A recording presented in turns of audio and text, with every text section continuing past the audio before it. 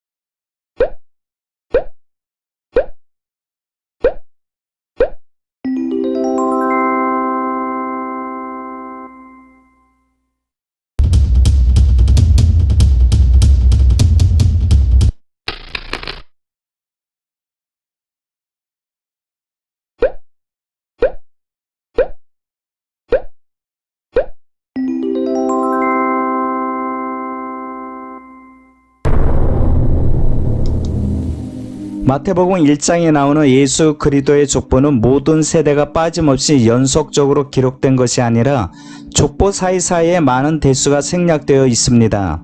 오늘은 예수 그리스도의 족보 42대 중에서 제2기에 속하는 다윗부터 바벨론으로 이거할 때까지 14대로 대략 406년의 기간입니다.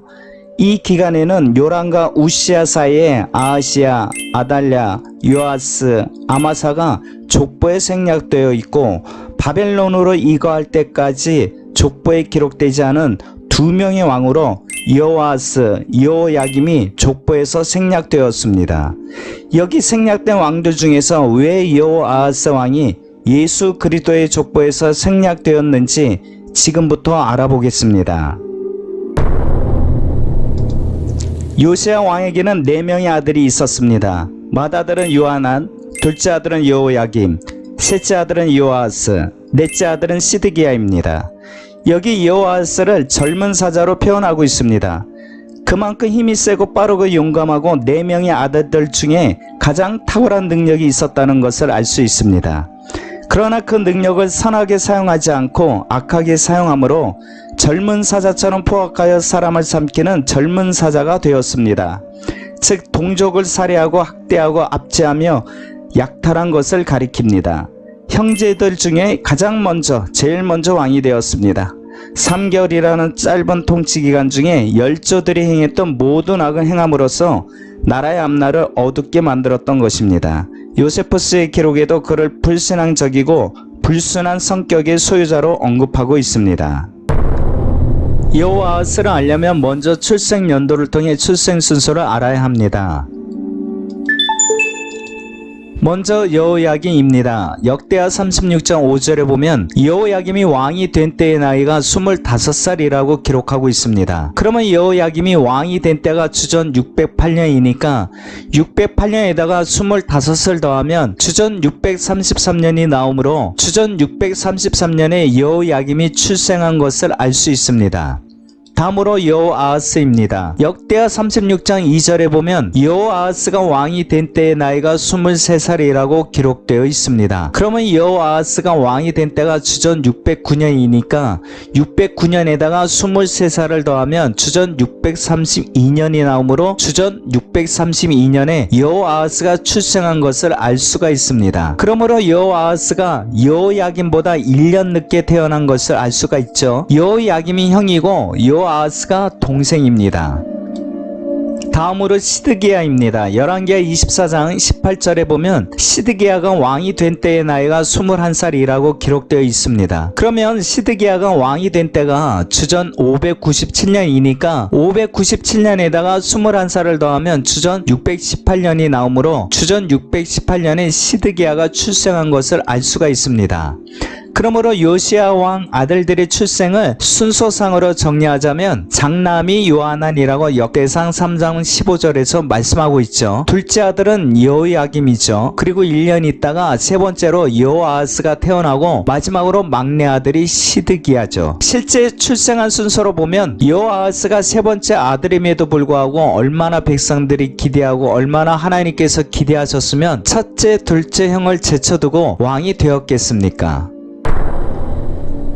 그런데 성경에는 여호아하스가 넷째 아들이라고 기록하고 있습니다. 그러나 지금까지 살펴보았듯이 실제 여호아하스의 출생은 셋째 아들입니다. 그러면 성경이 틀린 것일까요? 역대상 3장 15절에 보면 요시야의 아들들은 맏아들 요하난과 둘째 여호야긴과 셋째 시드기야와 넷째 살룸이여 이렇게 말씀하고 있습니다. 예레미야 22장 11절에 여호와께서 유다왕 요시야의 아들 곧 그의 아버지 요시야를 이어 왕이 되었다가 이곳에서 나간 살룸에 대하여 라고 말씀하고 있습니다. 예레미야 22장 11절 이 살룸이라는 사람이 여호아하스라고 성경 나나주에 보면 숫자로 가로 1 해놓고 열왕기하 23장 30절에 여호아하스 이렇게 표기가 되어 있습니다. 열왕기하 23장 30절로 31절에 보면 백성들이 요시야의 아들 여호아하스를 데려다가 그에게 기름을 붓고 그의 아버지를 대신하여 왕으로 삼았더라. 여호아하스가 왕이 될 때의 나이가 23세라 예루살렘에서 석 달간 다스리니라. 그러므로 성경이 틀린 것이 아니라 정확하게 여호아하스가 막내가 아닌 셋째 아들이라고 말씀하고 있습니다. 그러면 성경에는 실제 출생 순서와 다르게 기록한 이유가 무엇이며 실제 요시야 왕 다음으로 셋째 여호아하스가 왕이 되었는데 성경에는 왜 요시야 왕 다음으로 둘째 여호야김이 왕이 되었다고 하였을까요? 요시야 왕이 주전 609년에 죽고 여호아하스가 609년에 왕이 되었습니다. 정확하게 말하면 609년 하반기부터 3개월 동안 통치하다가 애굽으로 끌려가고 이어서 여호야김이 주전 608년에 왕이 되었습니다. 그 3개월이 609년과 608년에 걸쳐 있는 것입니다. 그래서 여호아하스가 왕이 된 것은 609년, 여호야김이 왕이 된 것은 608년입니다. 그리고 여호야김은 3년 있다가 605년에 바벨론 포로로 끌려가게 됩니다. 그러면 그 605년은 여호야김 왕의 3년입니다. 왜 그럴까요? 608년에 여호야김이 왕이 되었습니다. 608년이 즉위년 왕이 된 해입니다. 607년이 통치 1년, 606년이 통치 2년, 605년은 통치 3년이 되는 것입니다. 그래서 다니엘서 1장 1절에 여호야김 3년 605년에 바벨론 포로로 끌려갔다고 기록되어 있습니다. 그리고 성경은 분명히 주전 605년은 여호야김 왕 3년이라고 기록하고 있습니다. 자, 그런데요, 이상하게 에레미야서에서는 주전 605년이 여호야김 4년이라고 기록하고 있습니다. 에레미야 25장 1절로 보면 느부갓네살 5년이 주전 605년으로 그때가 여호야김 4년이라고 기록하고 있습니다. 에레미야 46장 2절에 보면 갈그미스 전투가 나오는데요. 이 전투가 주전 605년에 일어난 전쟁이거든요. 그래서 그때가 여호야김 4년이라고 에레미야 선지자는 기록하고 있는 것입니다. 자, 그러면 성경이 틀렸다는 것일까요? 아니지요. 실제 역사를 기록한 다니엘 1장 1절에는 여호야김 3년이 맞는데 4년이라고 에레미야서에서 말씀하신 것은 하나님의 깊은 속사정이 있다라는 것입니다. 그 열쇠가 열왕기하 23장 34절에 있습니다. 바로 느고가 요시야의 아들 엘리야김을 그의 아버지 요시야를 대신하여 왕으로 삼고 그의 이름을 고쳐 여호야김이라고 하고 여호아하스는 애굽으로 잡아갔더니 그가 거기서 죽으니라. 이처럼 여호야김이 요시야를 이어서 왕이 되었다고 기록하면서 여호아하스의 이름을 빼버렸습니다. 그러므로 다니엘서는 실제 역사를 기록한 것이고요, 에레미야서는 여호야김이 주전 609년에 왕이 된 것처럼 계산하신 것인데 에레미야서에서는 구속사적 관점으로 기록한 것입니다. 주전 609년 요시야 왕 다음으로 왕이 된 사람은 여호아하스입니다.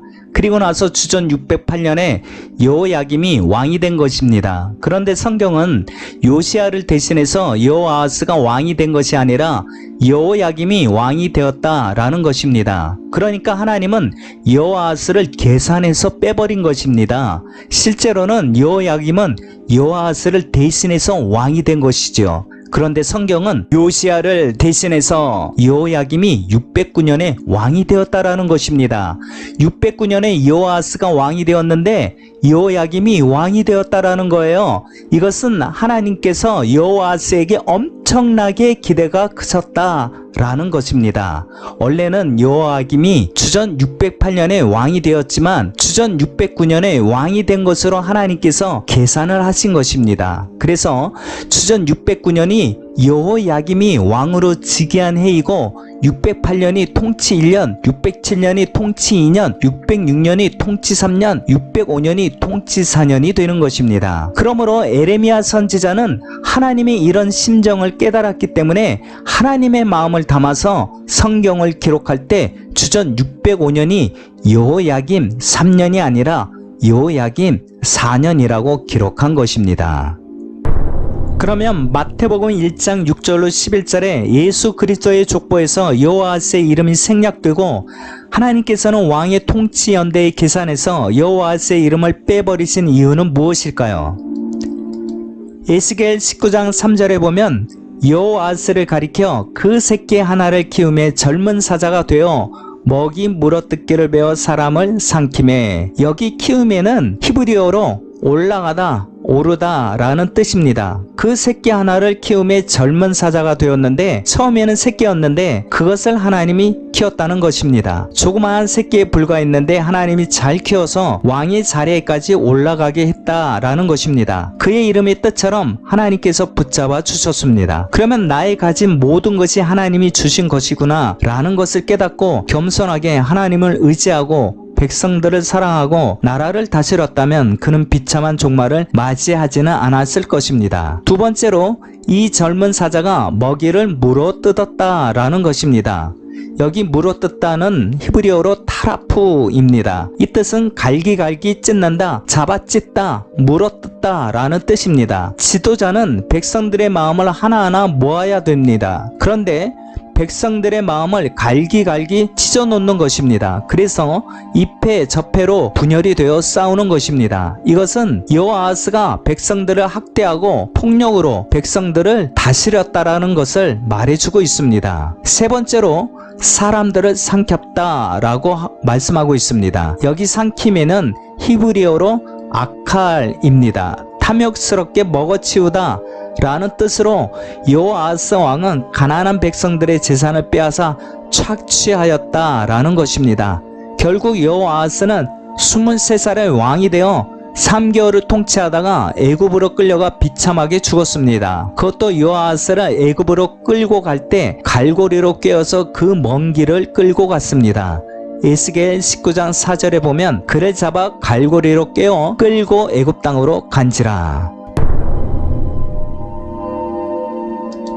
하나님께서 붙잡으셨다라는 이름의 뜻을 가진 여호아하스는 하나님께서 붙잡으셨을 때는 셋째 아들임에도 불구하고 형제들을 제치고 제일 먼저 왕위에 올랐으나 여호아하스가 악을 행함으로 그동안 하나님께서 여호아하스를 붙잡으셨던 손을 놓아버리시니 나락으로 떨어져 비참한 종말을 맞이하였을 뿐만 아니라 예수 그리스도의 족보에서 제외되고 요시야 왕의 족보에서는 제일 나중에 기록되는 수치를 당했습니다.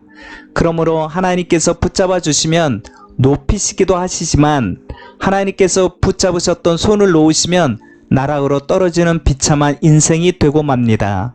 부디 하나님과 사랑 앞에서 겸손하여 하나님께서 끝까지 붙잡아 주시는 은혜가 있기를 간절히 바랍니다.